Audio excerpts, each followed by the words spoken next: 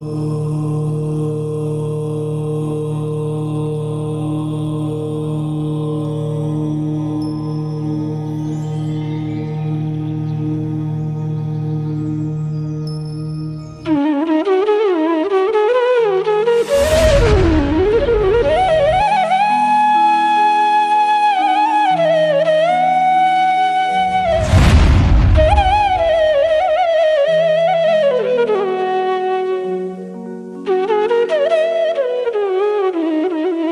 वरिहन्ताणं नमो सिद्धाणं नमो आयिर्याणं नमो वज्झायाणं नमो लोये सौवसाहूणम् मोक्षमार्गस्य नेतारं वेत्तारं कर्मभूभृतां ज्ञातारं विश्वतत्त्वानां वन्दे तद्गुणलब्धये। पंच परमेष्ठी भगवान की जय। देवादिदेव वृषभनाथ भगवान की जय। सर्वार्थ सिद्धि ग्रंथ राज की जय। पूज्यवर श्री पूज्यपाद स्वामी की जय। संत शिरोमणि आचार्य गुरुवर श्री विद्यासागर जी महामुनिराज की जय। पूज्य आचार्य भगवंत श्री समय सागर जी महामुनिराज की जय। पूज्य निर्यापक श्रमण मुनि पुंगव श्री सुधा सागर जी महाराज की जय। अढ़ाई द्वीपस्थ समस्त महामुनिराजों की जय। क्योंकि होता यह है कि मैं प्रायः 6:30 बजे कक्षा के लिए लिंक ओपन कर देता हूं, जुड़ जाता हूं, परंतु 4-5 मिनट इंतजार करना पड़ता है जिससे कि सब लोग जुड़ जाएं। अभी भी लगभग कक्षा के अंत अंत तक 40 लोग होते हैं, जिनमें से अभी वर्तमान में 23 लोग हैं। यदि पहले प्रारंभ कर दी जाती है तो उससे 4-6 लोगों को विलम्ब हो जाता है।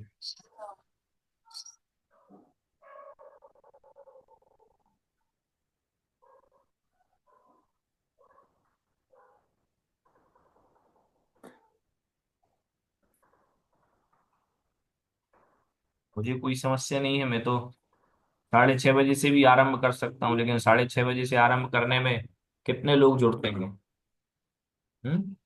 लिखा करें आप लोग कि 6:30 बजे से आरंभ करने पर 6:30 बजे कितने लोगों की एंट्री होती है।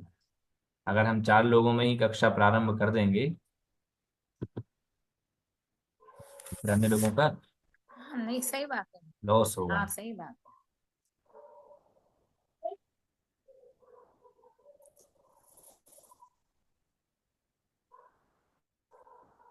आइए चलते हैं। बंध के हेतुओं पर चर्चा कर रहे थे हम लोग कि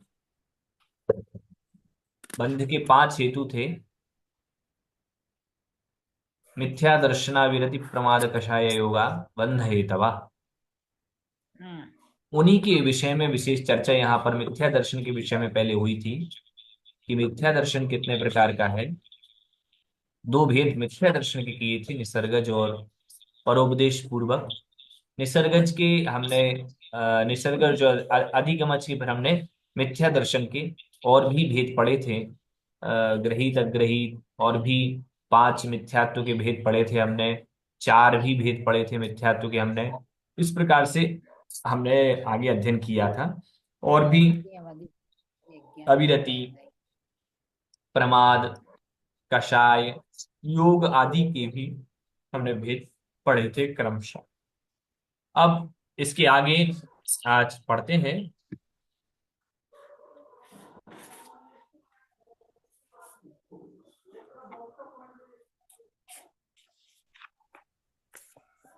उसके बाद बंध के हेतु कहने के बाद अब बंध कहेंगे। पहले बंध के हेतु कहे, पहले बंध के कारण कहे, लेकिन बंध का स्वरूप नहीं कहा कि बंध क्या है, उसको अब कहते हैं। सकषायत्वाज्जीवः कर्मणो योग्यान पुद्गलानादत्ते सबंधः सकषायत्वाज्जीवः कर्मणो योग्यान पुद्गलानादत्ते सबंधः। बहुत सटीक परिभाषा दी है कि सकषायत्वात् अर्थात कषाय से सहित होने के कारण से जीव जीव कर्मण कर्म के योग्यान योग्य पुद्गलान पुद्गलों को आदत्ते ग्रहण करता है, सा बंध उसे ही बंध कहते हैं। अर्थात कषाय सहित होने के कारण से जीव कर्म के योग्य जो पुद्गल वर्गणाओं को ग्रहण करता है उसका नाम ही बंध है। भैया जी, हाँ, पुद्गलान पढ़ेंगे कि पुद्गलान ना दत्ते सा बंदा। पुद्गलान आदत्ते, आदत्ते नाम ग्रहणम करोति इत्यर्थात्।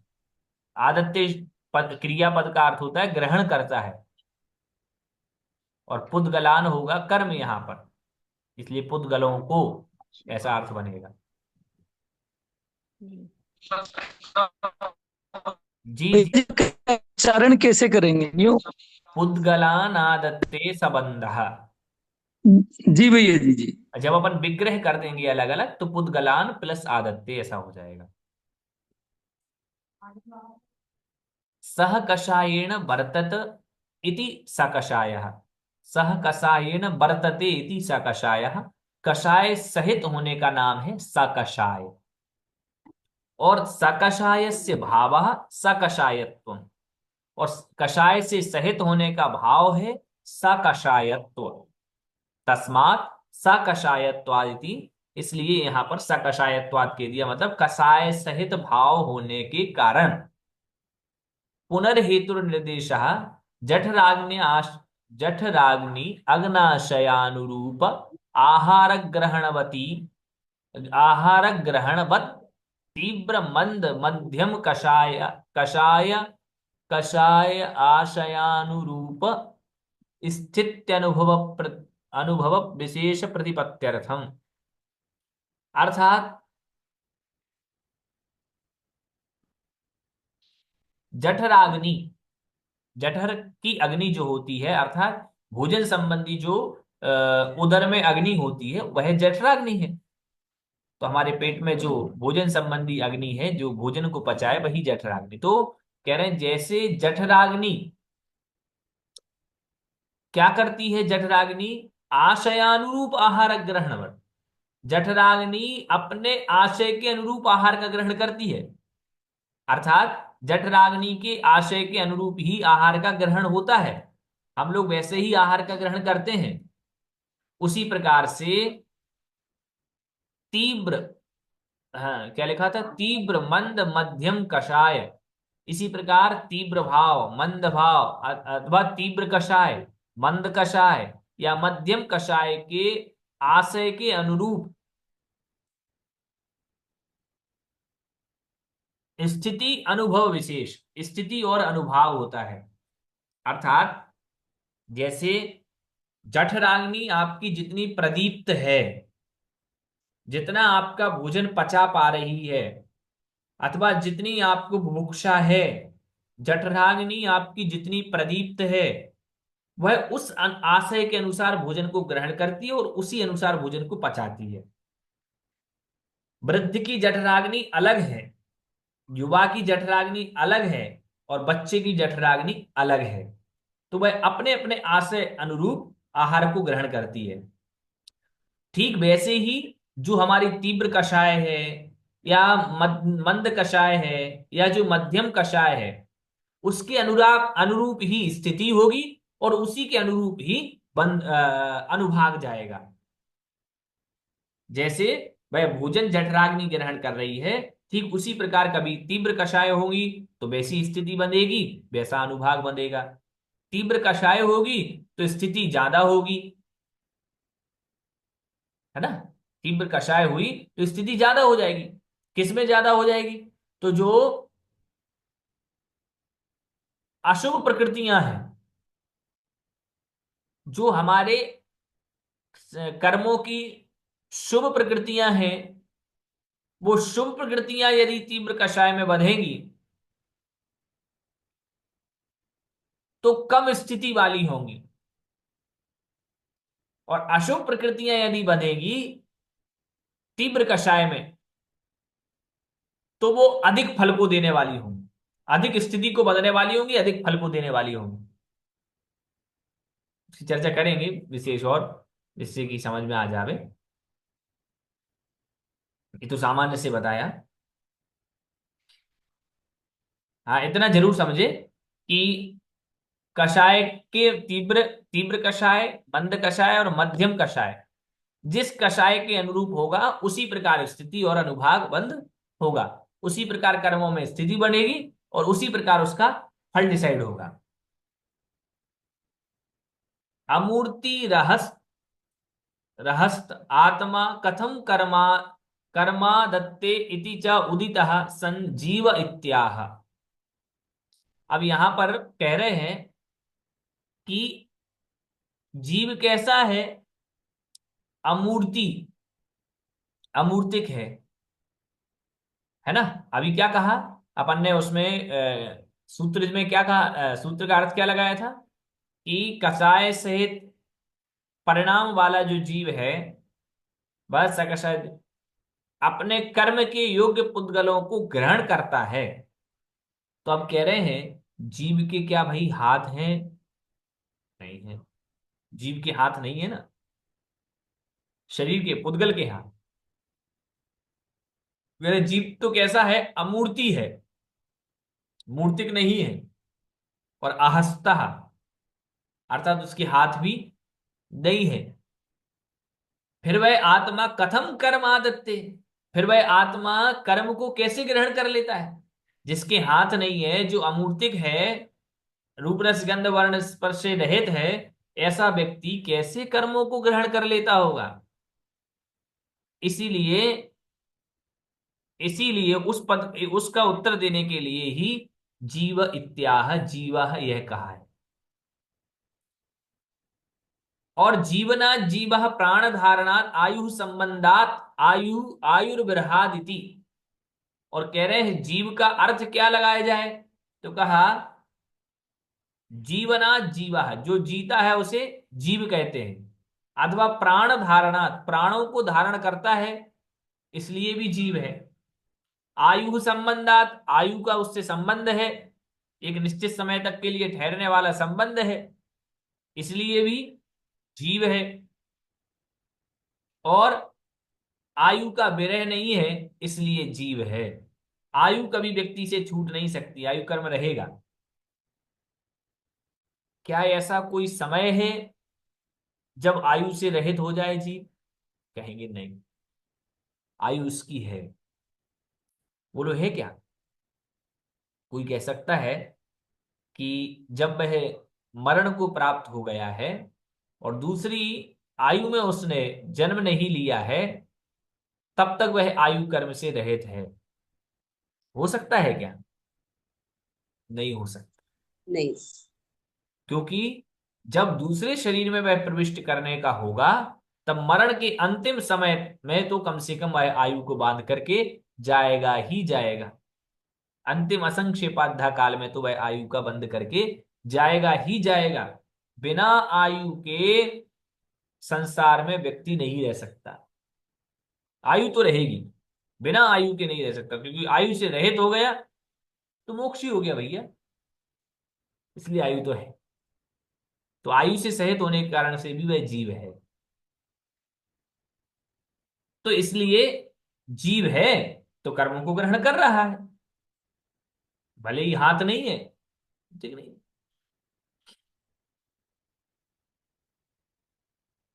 कर्म योग्यानिति लघु निर्देशात सिद्धे कर्मणो योग्यानिति पृथक विभक्ति उच्चारणम वाक्यांतर ज्ञापनार्थम। अब कहा केवल इतना ही कह देते कि कर्म योग्यान है, आपने तो कहा कर्मणो योग्यान। मतलब यहां कहने का तात्पर्य हम सीधा सा बता दें आपको, अधिक ना उलझें इसमें। कहने का मतलब यहां ये पूछना चाहते हैं कि समास कर दिया आपने कर्म के योग्य, आपने कहा कर्म के योग्य, और यहां कह दिया कर्म योग्य, तो कहा कर्म योग्य कह देते आप तो आपको दो अलग अलग से पद नहीं रखने पड़ते। कर्मणः एक पद है और योग्यान एक पद है, तो दो पद आपको नहीं रखने पड़ते। कर्म योग्यान ऐसे एक पद में ही काम चल जाता। तो आपने अलग अलग से दो पद क्यों कहे, कर्मणु अलग कहा और योग्यान अलग कहा, तो ऐसी दो विभक्तियां आपने क्यों लगाई? तो कह रहे हैं वाक्यांतर ज्ञापनार्थम, दूसरे वाक्य का अर्थ समझाने के लिए। कहा दूसरे वाक्य का अर्थ, तो दूसरा वाक्य क्या है? किम पुनस्तद वाक्यांतरम, तो फिर वह दूसरा वाक्य क्या है? तो कहते हैं कर्मणो जीवः सकषायो भवति इति एकम वाक्यम। पहला तो हो गया कि कर्म कर्म के कर्म से युक्त जीव सकषाय होता है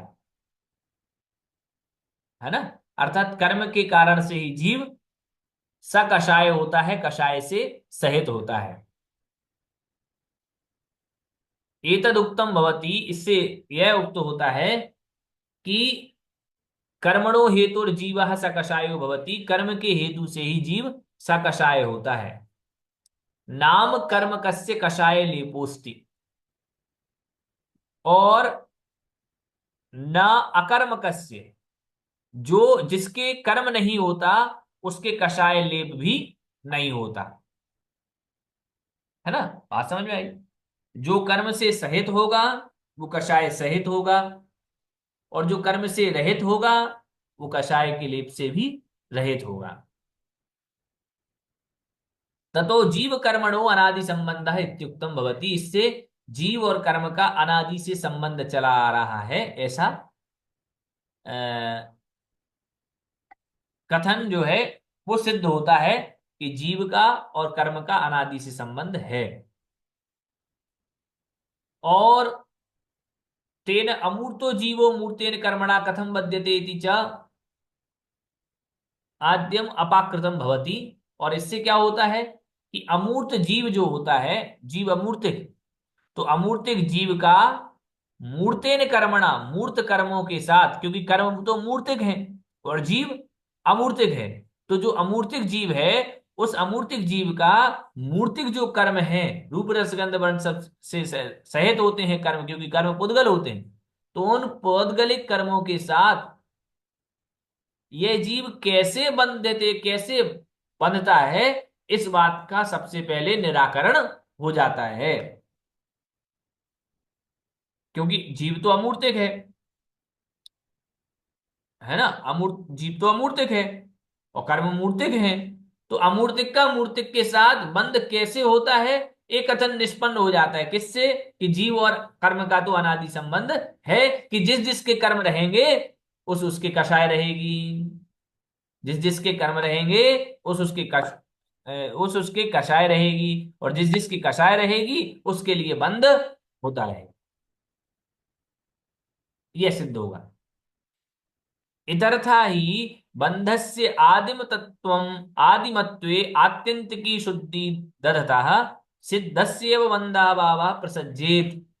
और अगर ऐसा ना माने, भैया जी, हाँ बोलो। भैया जी, ये फिर से कहिए, जीव कषाय रहित की सापेक्षा से है, कषाय सहित की सापेक्षा से है? मतलब जीव कषाय रहित है, जीव कषाय रहित है, उस पर बिल्कुल। लेप, हाँ, अब उस पर लेप रहा तो कषाय सहित है। हम्म। तो तो कर्म और जीव का तो हमेशा बंध होता ही रहता है ना, दिन रात। उस कषाय बंध तो हमेशा है। हाँ, हम्म। जब तो जब ये समझ में नहीं आ रहा, जरा समझा के बताइए। देखो, क्या बताया था ऊपर? ऊपर ये कहा था कि कर्मणो जीवः सकषायो भवति इति एकम वाक्यम, जो कर्म से, उसका उत्तर भी बताया था उन्होंने कि कर्म हाँ, हेतु है किसमें? जीव के सकषाय होने में। मतलब कर्म रहेगा तो जीव सकषाय रहेगा, हाँ, क्योंकि अकर्मक को कषाय का लेप नहीं होता। मतलब जिस जिसके कर्म होंगे वह सकषाई होगा, और सकषाई होगा हाँ, तो कर्म का बंध होगा। तो हो गया ना अन्योन्य संबंध, एक हाँ, दूसरे में संबंध। हाँ, हाँ, कर्म रहित होगा ऐसे जीव कषाय से नहीं बंधेगा, लेकिन जो कर्म से सहित है। नहीं की अपेक्षा से है क्या ये? हाँ नहीं की अपेक्षा से है क्या? निश्चित और व्यवहार नहीं की अपेक्षा से है क्या ये? हाँ, ये व्यवहार न्याय की अपेक्षा कथन चल रहा है। और हाँ जीव हाँ, वही कर्म तो का पूछ रही। अनादि संबंध अपन मानते हैं, जीव कर्म का अनादि संबंध है, ये कथन निष्पन्न होता है। और इससे लेप लेप किसे कहते हैं? लेप क्या? किसे कहते हैं? लेप किसे कहते हैं? कषाय से लिपा हुआ, लिपा लेप। हुआ अर्थात सहित है, कषाय सहित, कषाय से सहित है। अच्छा। तो और इस, आवरण आवरण। हाँ आवरण। जैसे तेल वाली चीज पर धूल चिपक जाती है बिल्कुल वैसे बिल्कुल लेप हुई। बिल्कुल, हाँ हाँ, वही वही वही तेल वाली उदाहरण चीज। है। और इससे क्या होगा कि अमूर्त जीव का मूर्त कर्म के, मूर्त के साथ बंध कैसे होता है, ये प्रश्न का निराकरण हो जाएगा। क्योंकि अनादि से जब संबंध है जीव और कर्म का, तो फिर अमूर्त के साथ मूर्त का बंधन हो सकता है। और हम ये कहें कि बंध तो सादी है, बंध को हम अगर अनादि नहीं मानते हैं, हम कहें बंध अनादि नहीं है, बंध तो सादी है। सादी मतलब आदि से सहित, आदि से सहित। कि बंध का हम प्रारंभ मानते हैं, कि बंध यहां से प्रारंभ होने लगा। हमें 5 साल तक तो बंध नहीं होता था, 6वीं साल से हमें बंध होने लगा। तो कह रहे हैं यदि ऐसा मानोगे कि बंध का आदि है, अभी तो अपन अनादि संबंध मान रहे हैं, लेकिन अगर आप आदि बंध को सादी मानने लग जाओ तो क्या होगा? आत्यंतिकीम शुद्धिम दधतः, जो अत्यंत शुद्धि को धारण कर रहे हैं, ऐसे सिद्ध भगवान के भी बंद होता है सिद्ध भगवान के भी। है, उनके भी बंध अभाव प्रसज्जेत। बंध को सादी मानने पर सिद्ध भगवान के, सिद्ध भगवान के ही जैसे संसारी जीव को भी बंध का अभाव होने लगेगा। सिद्धस्य इव, सिद्धों के समान ही। बंध तो 10वें गुण स्थान तक होता है ना। हाँ। नहीं नहीं, 10वें सुनो, गुण स्थान के बाद फिर बंध 13वें तक बंद रहती कथा है। अभी अभी वेद आप में नहीं वो समझ रहे हैं। अभी एक शंका उठी है यहाँ पर कि जीव और कर्म का अनादि से संबंध माने या सादी संबंध माने, कौन सा संबंध माने? सादी संबंध मतलब जो किसी समय से प्रारंभ हुआ उसको सादी संबंध मान लिया, और अनादि संबंध जो प्रारंभ जिसका नहीं है वो अनादि संबंध हो गया। अनादि है, अनादि। हाँ, क्योंकि अगर सादी संबंध मानेंगे तो सादी संबंध मानने से क्या होगा? जैसे सिद्ध भगवान को कर्म का बंध नहीं होता, ऐसे ही संसारी जीव के भी बंध को अभाव आ जाएगा। मतलब हम कहेंगे ये वाला जो संसारी जीव है, इसके बंध का अभी प्रारंभ नहीं हुआ है, और इसके बंध, इसका बंध जो है प्रारंभ हो चुका है। तो मतलब सिद्ध भगवान, सिद्ध भगवान भी, सिद्ध भगवान के समान ही और अन्य लोगों के भी, हम जैसे लोगों के, संसारी जीव लोगों के भी कर्म बंधन का अभाव का प्रसंग आ जाएगा, यदि हम बंध को सादी मानने लगे तो। इसलिए बंध को अनादि ही मानना पड़ेगा। तो एक अर्थ तो यह हो गया कि कर्म से जो सहित होता है ऐसा वह जीव सकशाई है। एक अर्थ तो यह से होगा। कसाई। और दूसरा अर्थ, द्वितीयम वाक्यम कर्मणो योग्यान पुद्गलान आदत्ते, यह दूसरा वाक्य है।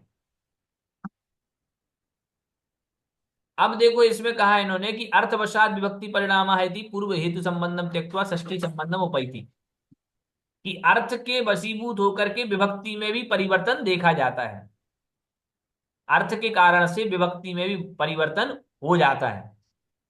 तो पूर्व में, पूर्व हेतु संबंध, पूर्व में जो हेतु लगाया था अपन ने, कि कर्म का जो, कर्म को जो हेतु के रूप में किया था, कि कर्म हेतु है जीव को सकशाई बनाने में, तो अब वही हो जाएगा संबंध, और संबंध के कारण से इसका अर्थ अलग हो जाएगा।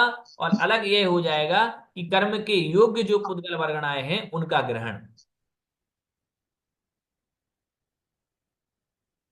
तो दूसरा अर्थ ये हो जाएगा कि कर्म के योग्य जो पुद्गल है उनको ग्रहण करता है। और वहां था कर्म योग्यान, अर्थात कर्म कारण के, कर्म रूपी कारण के कारण से, कर्म कर्म ही कारण है, वहां कर्म ही कारण है, ऐसे ऐसे सकशाई होने से, ऐसा वहां पर अर्थ था। खैर ये तो केवल व्याकरण के अनुसार अर्थ को दिखाने के लिए यहाँ आचार्य ने वहां पोहित किया।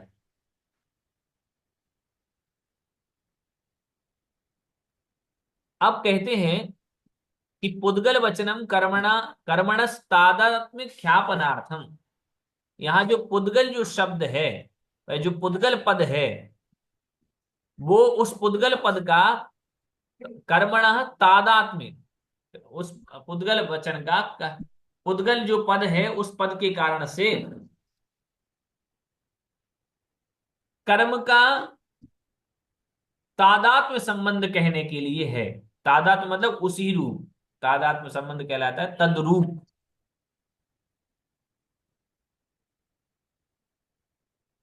तद्रूप संबंध दिखलाने के लिए,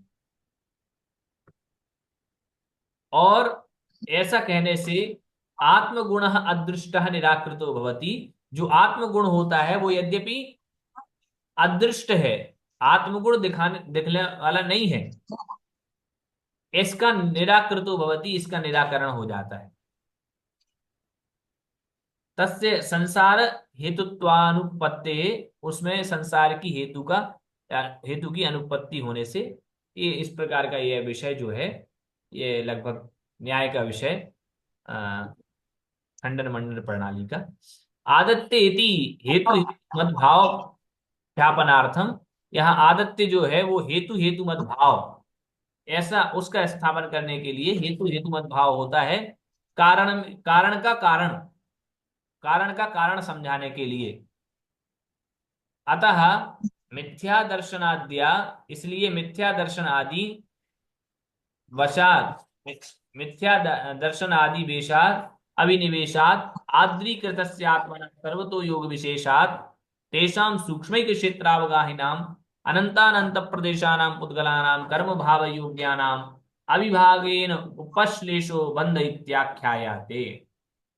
अर्थात मिथ्या दर्शन आदि के अभिनिवेश बस आद्रीकृतस्य आत्मनः, आद्र किए हुए आत्मा के, सर्वतः सभी जगह, योग विशेषात, योग विशेष से सूक्ष्म, और एक सूक्ष्म अर्थात इतने सूक्ष्म है भाई, जो कर्म और आत्मा का, जो कर्म के प्रदेशों का और आत्मा के प्रदेशों का जो परस्पर में बंध होता है, वह पहली बात तो बहुत सूक्ष्म है।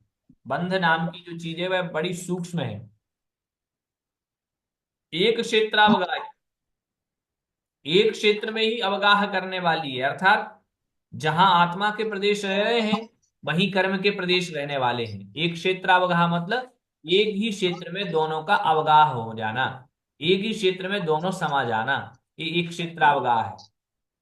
जहां कर्म है वहां आत्मा है, जहां आत्मा के प्रदेश है वहां कर्म के प्रदेश, जहां कर्म के प्रदेश ऐसे वहां, तो एक क्षेत्रावगाही। ऐसे अनंतानंत प्रदेशानाम, जो अनंत अनंत प्रदेश हो चुके हैं, किसको, किनको, तो ऐसे जो कर्म हैं जो कि अनंत अनंत कर्म भाव को प्राप्त होने वाले हैं, पुद्गल, ऐसे पुद्गलों का परस्पर में उपश्लेष हो जाना, एक मिल जाना, उसी का नाम बंध इत्याख्यायते, अर्थात उसको ही बंध कहा है।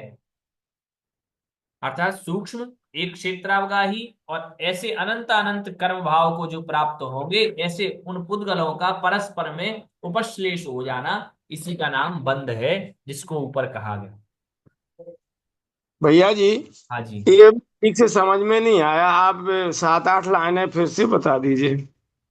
पुद्गल वचनम कर्मणस्तादात्म्य ख्यापनार्थम, यहाँ से फिर से बता दीजिए एक बार। ठीक ठीक। यहाँ इन्होंने कहा कि पुद्गल वचनम, पुद्गल जो है एक शब्द लिया था, उसमें सकषायत्व जीवा कर्मणो योग्यान पुद्गलानादत्ते सबंधः, इस सूत्र में पुद्गल पद भी कहा था।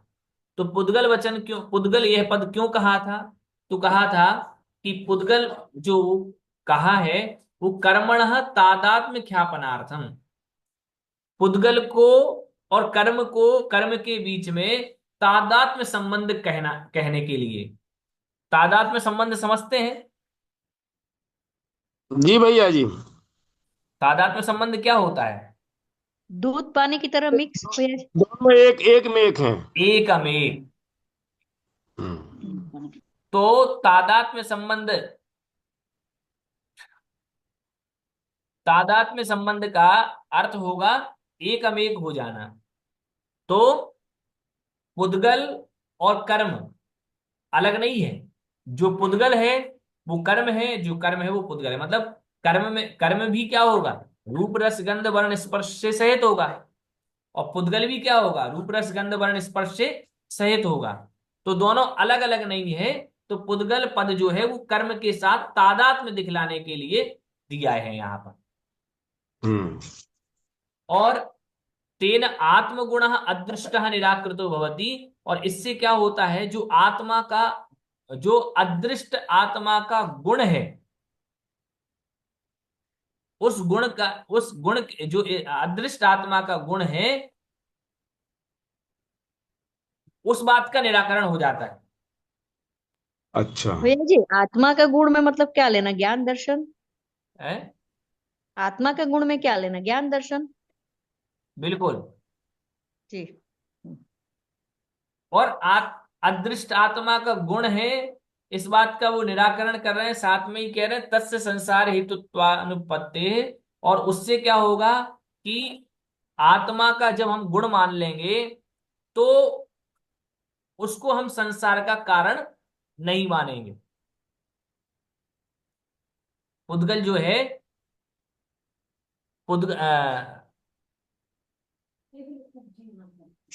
जी भैया जी समझ गए। जी जी समझ गए। हाँ, आत्मा का गुण मानने पर संसार का, क्योंकि वो तो पुद्गल है और आत्मा अलग है, इसलिए वो संसार का कारण नहीं है। कारण नहीं बनेगा। हम्म। और फिर वहां की वो हेतु मत भाव का दिया है कि हेतु मत भाव हो जाता है कारण का कारण। अर्थात आदत्य पद में हेतु मत भाव का स्थापन करने के लिए दिया है आदत्य पद कि साकश जो जीव है वो साकषायपना जो है वो कारण है, और उस कारण से कार्य क्या हो रहा है, कर्म की पौद्गलिक कर्मों को ग्रहण कर रहा है। तो यहाँ हेतु मत भाव हो जाएगा, और इससे मिथ्या दर्शन, और क्या दिया है, अच्छा मिथ्या दर्शन हुआ। तो और उसी को बंध की परिभाषा दे रहे हैं, और कुछ नहीं है विशेष इसमें, कि उससे मिथ्या दर्शन आदि के जो अभिनिवेश होगा उससे आत्मा के परिणाम आर्द्र होंगे, और आत्म परिणाम जो आर्द्र होंगे ऐसे उन आत्म परिणामों के साथ जो योग की प्रक्रिया होगी, मन वचन काय में जो परिस्पंदन होगा, उनसे अत्यंत सूक्ष्म एक क्षेत्र में रहने वाले अनंत कर्म भाव जो होंगे, वह ऐसे योग्य जो पुद्गल होंगे, उन पुद्गलों का परस्पर में आत्म प्रदेशों के साथ एकमेक हो जाना, इसी का नाम बंध है। जी भैया जी ठीक है, धन्यवाद। उसका बहुत अच्छा उदाहरण देते हैं आगे। यथा भाजन विशेषे प्रक्षिप्तानां विविध रस बीज पुष्प फलानां मदिरा भावेन परिणामस तथा पुद्गलानामपि आत्मनि स्थितानां योग कषाय वशात कर्म भावेन परिणामो वेदितव्यः। कितना अच्छा उदाहरण दिया कि जैसे भाजन विशेष है, कोई भाजन विशेष है, पात्र विशेष है, उस पात्र विशेष में प्रक्षिप्त मतलब रखे हुए क्या, विविध रस, बहुत प्रकार के रस वाले क्या, बीज पुष्प, बीज फल फूल आदि, उनका मदिरा भावेन परिणाम, मदिरा रूप से परिणमन होना। अर्थात पात्र विशेष में हमने रख दिए बहुत सारे रस वाले बीज फल आदि, तो वो बीज फल फूल आदि मिलकर के क्या बन गए, मदिरा बन गए। क्या हुआ?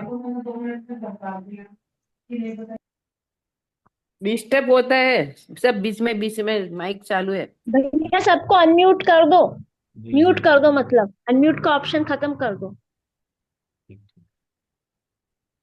तो जैसे कहा, पात्र विशेष में रखे हुए बहुत प्रकार के रस, बीज, पुष्प, फल आदि से अपने आप मदिरा बन जाती है, मदिरा रूप परिणमन हो जाता है उनका।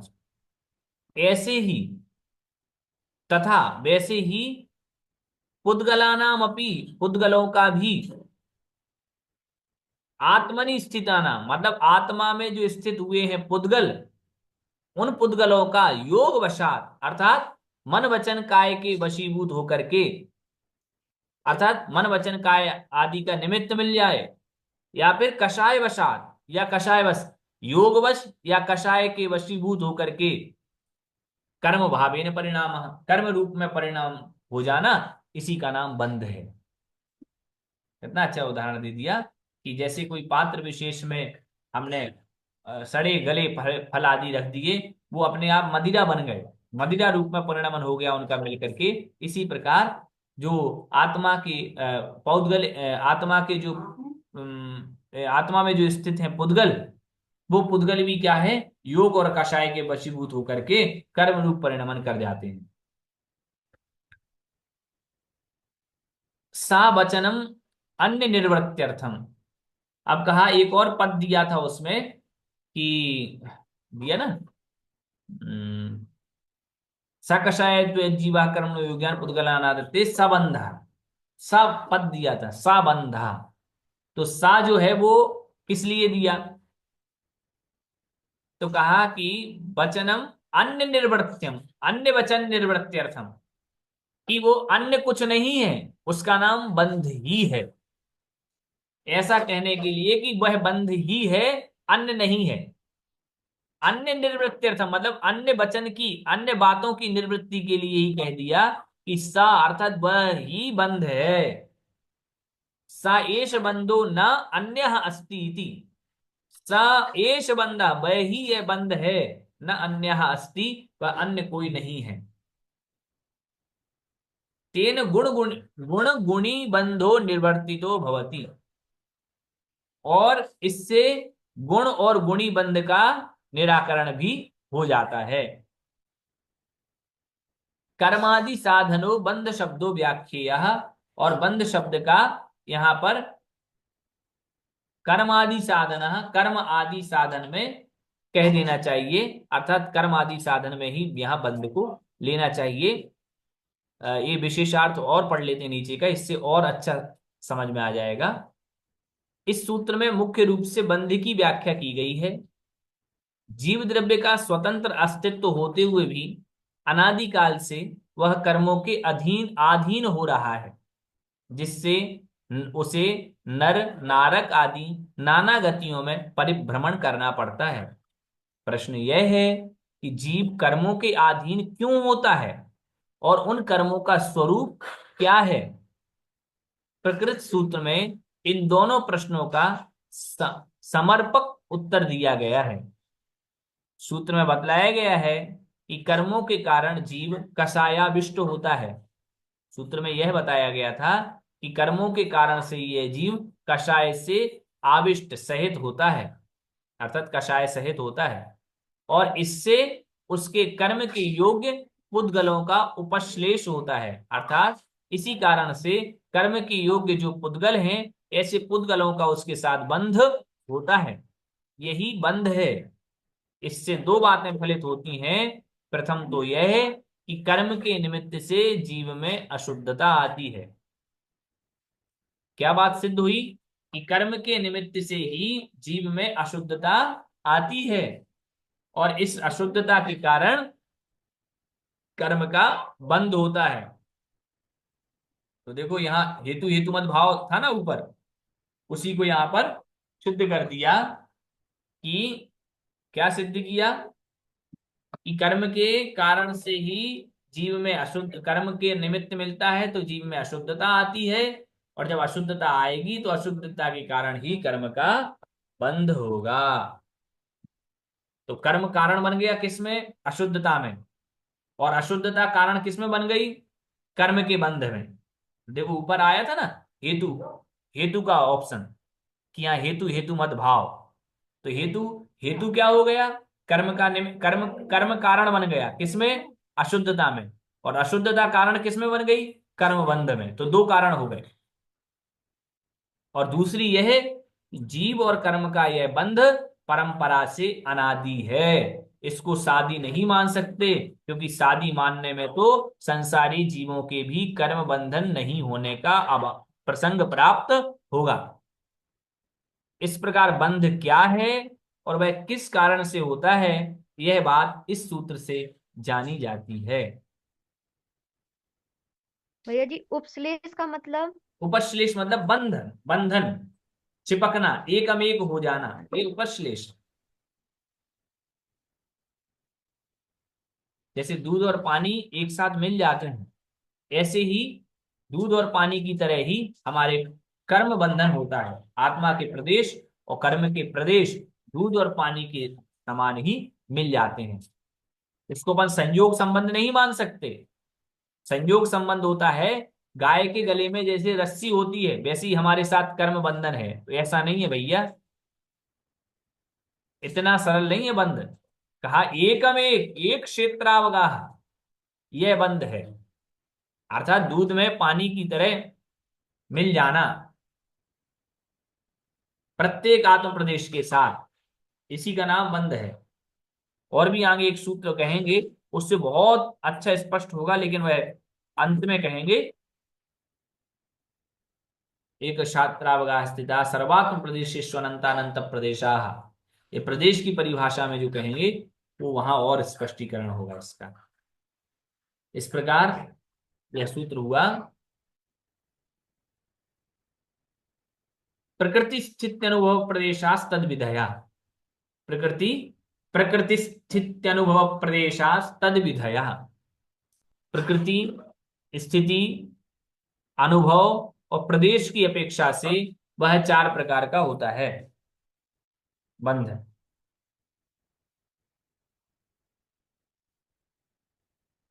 तथा प्रकृति ही स्वभाव, प्रकृति का अर्थ क्या है?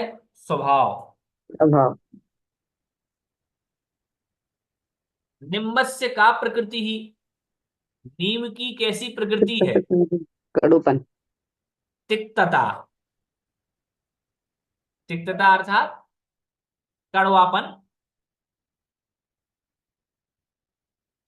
गुड़स्य का प्रकृति ही, गुड़ की प्रकृति क्या है? मधुरता, मीठी।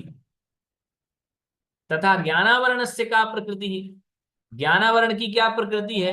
तो कहा अर्थान अवगमः, अर्थान अर्थ अनवगमः, क्षम्यता, अर्थ अनवगमः, अर्थ को, पदार्थ को अनवगमः नहीं जानने देना, ये ज्ञानावरण की प्रकृति। दर्शनावरणस्य का प्रकृति, दर्शनावरण की प्रकृति क्या है?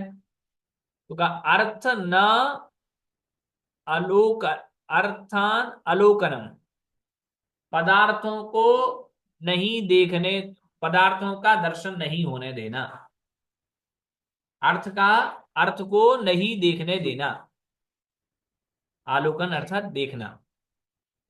वेद्यस्य सदसद लक्षणस्य सुख दुख संवेदनम, अर्थात वेदनीय कर्म का क्या है? तो कहा सत असत लक्षणस्य, अर्थात साता और असाता लक्षण वाले सुख और दुख का संवेदन, यह वेदनीय कर्म की प्रकृति। दर्शन मोहस्य तत्वार्थ अश्रद्धानम, दर्शन मोह की प्रकृति है तत्वों पर श्रद्धा नहीं होने देना, तत्वार्थ पर श्रद्धा नहीं होने देना, दर्शन मोह। चारित्र मोह से असंयम, और चारित्र मोहिनी की प्रकृति क्या है? असंयम भाव बनी रह देने देना, संयम के भाव जागृत नहीं हो पाना। आयुषो भवधारणम, आयु कर्म की प्रकृति क्या है? भवों को धारण कराना। नामनः नारकादि नामकरणम, और नाम कर्म की प्रकृति क्या है? तो कह रहे हैं नारक आदि नामकरणम, नारक आदि नामों को कराना, ये नामकरण की प्रकृति है। गोत्र से उच्चई नीचई स्थान संशब्दनम, गोत्र कर्म की प्रकृति क्या है? ऊंचे और नीचे ऐसे स्थानों को प्रदान कराना। अंतराय से दानादि विघ्न करणम, और अंतराय की प्रकृति है दानादि में विघ्न पैदा करना। तदेवं लक्षणम कार्यम प्रक्रियते प्रभवती अस्याह इति प्रकृति। अब प्रकृति शब्द का अर्थ क्या है? कह रहे हैं एवं लक्षणम कार्यम प्रक्रियते, इस प्रकार से कार्य किया जाता है, या फिर जिसके माध्यम से ऐसा होता है, उसका नाम है प्रकृति। स्वभाव, है स्वभाव, स्वभाव, स्वभाव। प्रकृति यानी स्वभाव, गुणधर्म उसका। हाँ, तत्स्वभावात प्रच्युति स्थिति। स्थिति किसे कहते हैं? तो कह रहे हैं स्थिति का अर्थ है तत् स्वभावात अप्रच्युति, उस स्वभाव से च्युत नहीं होना, दूर नहीं होना, ये स्थिति है। अर्थात जो स्वभाव है उस स्वभाव से नहीं हटना, दूर नहीं होना, च्युत नहीं होना, ये स्थिति है। यथा जैसे अजा गो महिष्यादि ईक्षराणाम माधुर्य स्वभावात अप्रच्युति स्थिति। अजा है बकरी, गो गाय, महिषी भैंस, इनके महिष्यादि शी प्रच्युति, इनका जो शी अर्थात दूध है, वो दूध माधुर्य स्वभावात अप्रच्युति, उनमें से माधुर्य स्वभाव का नहीं जाना, ये स्थिति है। अर्थात उसमें माधुर्य बना ही रहता है, उस माधुर्य अलग नहीं होना, ये स्थिति है। माधुर्य स्वभाव से च्युत नहीं होगा, स्थिति। ऐसी ज्ञानावरण आदि नाम, ज्ञानावरण आदि का अर्थावगामादि स्वभावात अप्रच्युति स्थिति, ऐसी ज्ञानावरण आदि आदि जो कर्म है, उन कर्मों का अर्थावगम आदि प्रत्येक का जो स्वभाव है, उस स्वभाव की प्रच्युति नहीं होना, नहीं हटना, ये स्थिति है। तद रस विशेषोनुभव, और अनुभव क्या है? तो कहा उन कर्मों का जो रस विशेष है उसी का नाम अनुभव है। यथा जैसे अजा गो महिष्य आदि क्षीराणाम, क्षीर शब्द का, हाँ ठीक, गाय, बकरी, गाय, भैंस आदि का जो दूध है वह तीव्र मंद आदि भावेन रस विशेष, तो तीव्र मंद आदि भाव की अपेक्षा रस विशेष की अपेक्षा है। अर्थात प्रत्येक में जो रस होगा वह अलग अलग प्रकार का रस है माधुर्य ही, लेकिन वह माधुर्य भी अलग अलग प्रकार का है सभी में। तथा कर्म पुद्गला नाम स्वगत सामर्थ्य विशेष अनुभवा, इसी प्रकार सभी जो कर्म पुद्गल हैं उनमें स्वयं में सामर्थ्य, स्वयं की जो शक्ति है फल प्रदान करने की, वह अलग अलग प्रकार की रस रूप शक्ति है। यत्तावधारणम प्रदेश, और कितने स्थान में जो रहेगा, है ना, या अथवा इयत्ता का जो अवधारण करना है उसी का नाम प्रदेश है। अब इयत्ता क्या कहलाती है? तो कहा स्थान विशेष। अर्थात कर्म भाव परिणत पुद्गल स्कंदा नाम, कर्म भाव के रूप में जो परिणत पुद्गल स्कंद है उनका परमाणु परिच्छेदेन, परमाणु की अपेक्षा से अवधारणम, पुद्गल स्कंद परमाणु की जानकारी करके कितने परमाणु इसमें हैं, इस कर्म में जो कर्म आया है, ज्ञानावरण, दर्शनावरण, वेदनी, मोहिनी, जो भी आया है उसमें कितने कर्म परमाणु लगे हुए हैं, इसका नाम ही, ऐसा जानना ही प्रदेश बंध है। विधि शब्द प्रकार वचना, विधि जो शब्द है वो प्रकार का अर्थ बताने वाला है। ते एते प्रकृत्यादयः चत्वारस्तस्य बंधस्य प्रकाराः, और भी ये 5 जो प्रकृति आदि हैं वो 5 बंध के प्रकार हैं। तत्र योग निमित्तो प्रकृति प्रदेशो, और योग के कारण से अर्थात मन वचन काय के परस्पंदन होने के कारण से तो प्रकृति और प्रदेश बंध होता है, जबकि कषाय निमित्तो, कषाय के कारण से स्थिति और अनुभव बंध होता है। अर्थात जिस जीव के केवल योग हैं, जैसे केवली भगवान है तो उनके केवल योग रह जाता है, तो उस योग के निमित्त से प्रकृति प्रदेश बंद होता है। लेकिन हम संसारी प्राणियों के चारों प्रकार के बंद होते हैं, क्योंकि हमारे कषाय भी हैं, तो हमें स्थिति और अनुभव भी होता है। तत्प्रकर्ष अप्रकर्ष भेदात बंध विचित्र भावः, तदबंध और प्रकर्ष और अप्रकर्ष की अपेक्षा प्रकृष्ट और अप्रकृष्ट, प्रकर्ष और अप्रकर्ष भेद होता है, उससे भी नाना प्रकार का जो है बंध, बहुत प्रकार का बन जाता है। और वह कितने प्रकार का कैसा क्या बनता है, इसके विषय में कल चर्चा करेंगे।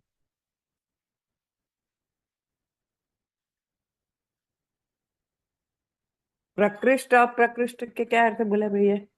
प्रकृष्ट प्रकर्ष, प्रकर्ष कहलाएगा अत्यधिक और अप्रकर्ष कहलाएगा कम, न्यूनता और अधिकता। न्यूनता। जय जी भैया जी अभिनिवेश वश क्या है भैया जी? ये अभिनिवेश वश अभिनिवेश गीले किए मतलब गए विपरीत अभिप्राय वश। विपरीत। हाँ, अभिनिवेश का होता है विपरीत अभिप्राय। चलिए ठीक है। बोधि समाधि परिणाम शुद्धि स्वात्मोपलब्धि शिव सौख्य सिद्धि चिंतामणिं चिंतित वस्तु दाने त्वां वन्द्य मानस्य ममास्तु देवी।